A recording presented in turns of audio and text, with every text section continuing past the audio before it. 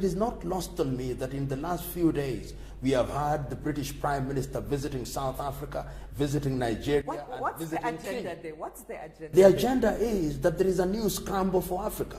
And they are worried that China is getting a foothold, and in order to ensure that that foothold does not quite exclude them, we've got to renew our interest by appealing to our association. You'll see them talking about strengthening the Commonwealth. You'll see the French President Macron visiting Cote d'Ivoire and Senegal and said our camaraderie and our brotherhood as people who belong to one Commonwealth. And you've seen Angela Merkel yes, recently. So there is a new scramble for Africa, but it's not as blatant as it was in those early years. It is much more subtle. It is being shrouded and concealed in trade and cooperation. And if we are not very careful, this is that trade is the Trojan horse. It will enter into the room, and once it has entered into the room, before we know it, the tent will be occupied. China has defined what she needs and what she wants. And she has identified that Africa has resources, both in terms of mineral and other agricultural resources, and that Africa constitutes a big market. I can tell you that China is now exporting fish to Africa, exporting electronic material to Africa, exporting raw material, not raw material, but textile material to Africa. The question is, what is Africa exporting to China beyond primary products? And when China is handing down these many loans, including the promised $60 billion to African countries, what will she get in return? My view is we must begin to ask the foundational question: what are we doing to ensure that China does not run roughshod over African countries, and that there is indeed an engagement that is mutually beneficial? That if we are going to engage with China in a manner that is sustainable and for the benefit of the people of Africa, we must ensure that we reduce the trade imbalance. And that requires certain actions on the part of African countries. Look at the minerals that we are exporting, like coltan or rare earth, that is being exported to China and is an integral component in electronic material. Why can't we have those factories located in Africa so that Africa also develops our own industries? Why can't we ensure that there is transfer of technology, particularly when we are beginning to talk about the fourth industrial revolution? Is there genuine and legitimate transfer of technology? Why are we allowing unnecessary Chinese labor to be working in infrastructure projects while we have our own engineers and our own people who can do that?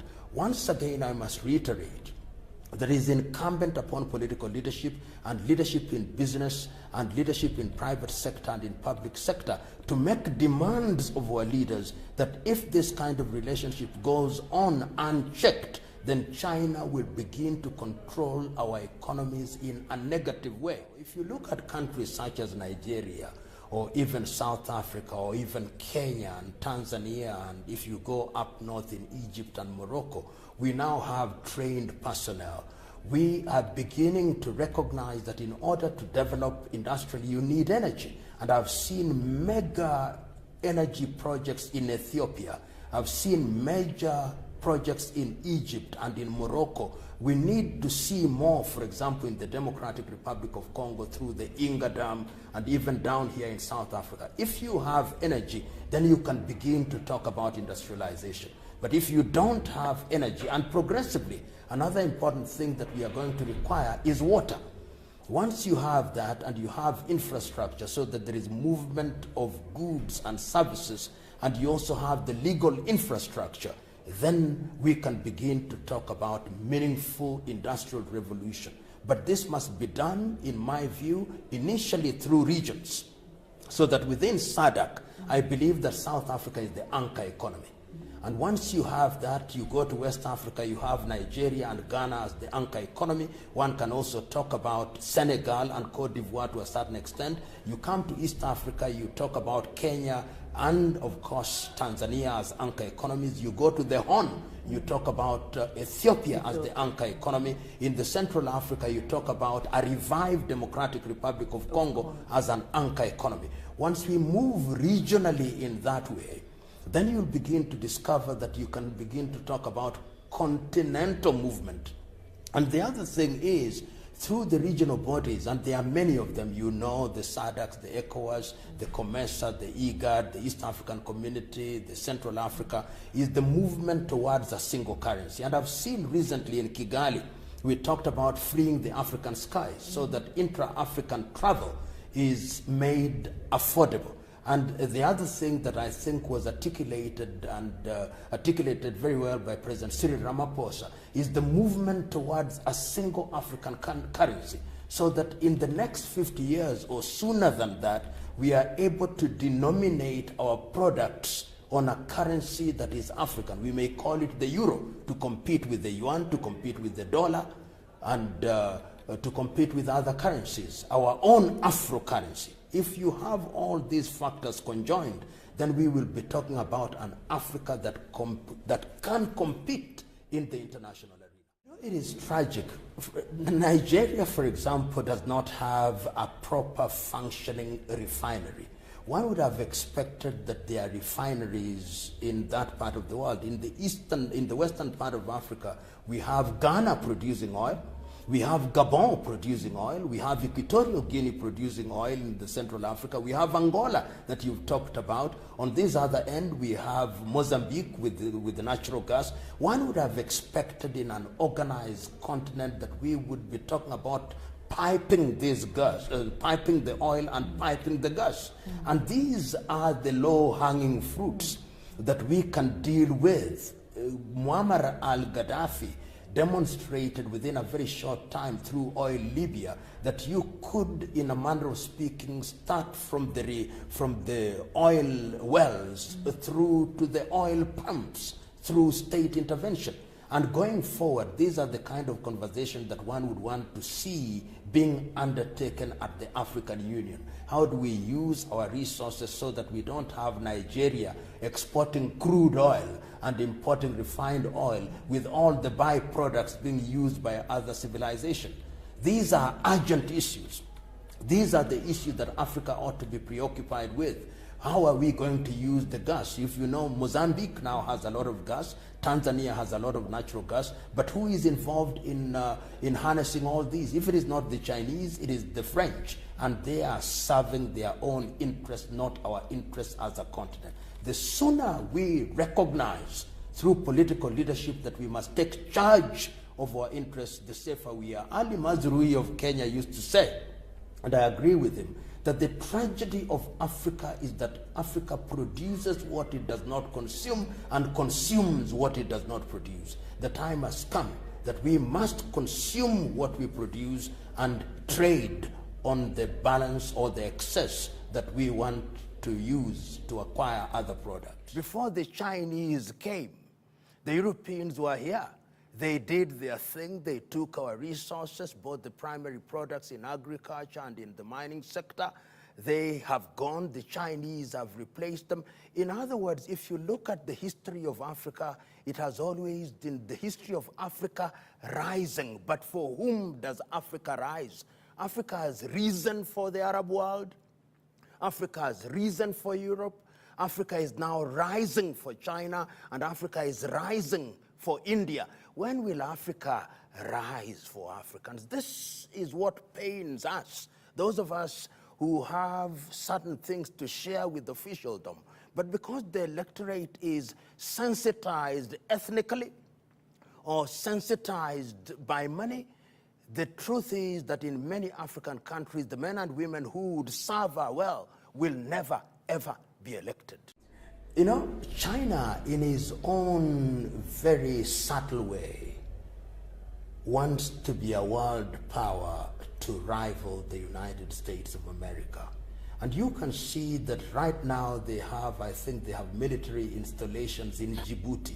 And progressively, I think what they are going to do is to say, you African countries don't have the capacity to patrol your territorial sea. You don't have the capacity to patrol your exclusive economic zones. We are going to give you the vessels to do this, and this is part of our contribution to peace and development. Internally, we are going to have Chinese peacekeeping forces in Niger, in Mali, and I think we should be very wary of that. I think Africa, as has been stated under the 7 pillars of Agenda 2063, should free herself of military installations by any powers, the Americans, the Chinese, the French, the British. And you have mentioned China, but a Britain that is outside of Europe will be looking towards Africa. If we are not careful, there is going to be a major scramble for Africa. And what will be the modus operandi? Divide and rule. People are going to be told, the French are going to tell their colonies, you work with us. The British are going to tell their former colonies, work with us. The Portuguese are going to tell their former colonies, work with us. They are going to put emphasis on bilateral relationship rather than regional and multilateral, regional and continental. And the way to defeat this, easier said than done, is to go through regions. And if you go beyond regions, go continental, and all the bilaterals are then discussed within the region or within the continental. Multilateralism is politically and economically very romantic, but the reality is that countries will always circumnavigate multilateral issues to deal with bilateral issues. And we see this particularly even amongst European countries. When Angela Merkel comes to an African country, the idea is to give her country, Germany, a foothold. European Union may be mentioned, but you can see that there are certain things that are strategically important for the Germans, and those are the focus. Americans, also, when things are important for America in their direct dealing with individual countries, then they talk to the individual countries. Only recently, I think a week ago, our own president was invited to the United States to have a tete-a-tete with President Trump in his capacity as the president of Kenya. And he did that to President Buhari of Nigeria. So there is a sense in which multilateralism is useful only in certain areas, and in certain areas people still go to the old traditional way of bilateral relationship. But Africa must know that it's through bilateral relationship that Africa has been undermined, because we are weak and have no capacity to negotiate as individual countries, particularly when we are dealing with giants such as European Union, or giants such as Germany or the United States or China. Our salvation lies in our unity and in our working together as a single unit, but not forgetting our diversity and the specificities and particularities of our individual countries. I think there is hope. I think there was need to have a change. Some will say that it's a mere change of guard, but I think that the realities of the economy of Zimbabwe are such as to require the Mnangagwa administration to do certain things that are right for the general good of the people, so that his hand will be forced. And if I look at some of the statements that have been made and the appointments that have been made, particularly in the area of the Minister for Finance, I'm persuaded that we are beginning to move in the right direction. What I expect the Mnangagwa administration to do is also to incorporate the opposition.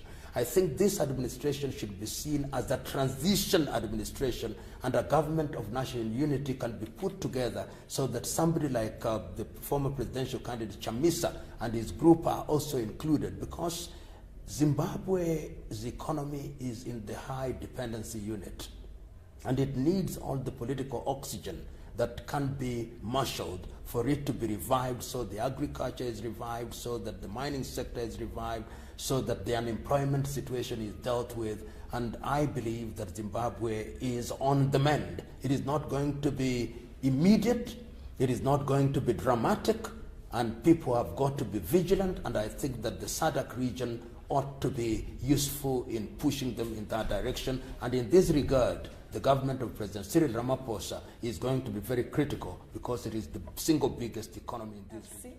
DRC, there are certain movements that are useful. The fact that President Kabila has now taken the view that he will not contest is a good thing. But DRC is a little bit more complex than we know it. If you are talking about over 132 armed groups in the eastern Congo alone, it is not going to be easy. But I think let us do the first things first. Let us have credible elections in the DRC and in the month of December. And once we have had those elections, we've got to re-engineer governance. And I think they need a new constitutional dispensation. They'll need to silence the guns. There'll be need, in my view, to have an all-party meeting. All armed groups must be invited to discuss with whichever government wins the election. But who's going to mediate? I believe that the African Union is in a position to do that, and if they are supported by the United Nations, there is a sense in which it can be done. So African Union can do it, and I believe that South Africa, SADC, will also be very useful in this regard. It is not going to be easy, but we have demonstrated in the recent past that what is happening in South Sudan now demonstrate to me that Africans are capable of resolving their conflicts within the continent. What has happened, the rapprochement between Eritrea and Ethiopia has also demonstrated to me that if there is will within the continent with support, material or otherwise, from outside of the continent, then this can be resolved. The other conflict that we don't talk about, but I must talk about, is the Cameroons. The situation in the Cameroons is also one that needs attention, so that you are able to solve the Cameroonian problem there, so that you stabilize Central Africa. So you are talking about resolution of conflict in Cameroon, where there is a forthcoming election. You also talk about the conflict in Central African Republic, and also resolve the issues in the Democratic Republic of Congo, so that we give practical meaning to the pronouncement by the African Union that the guns must be silent by 2020.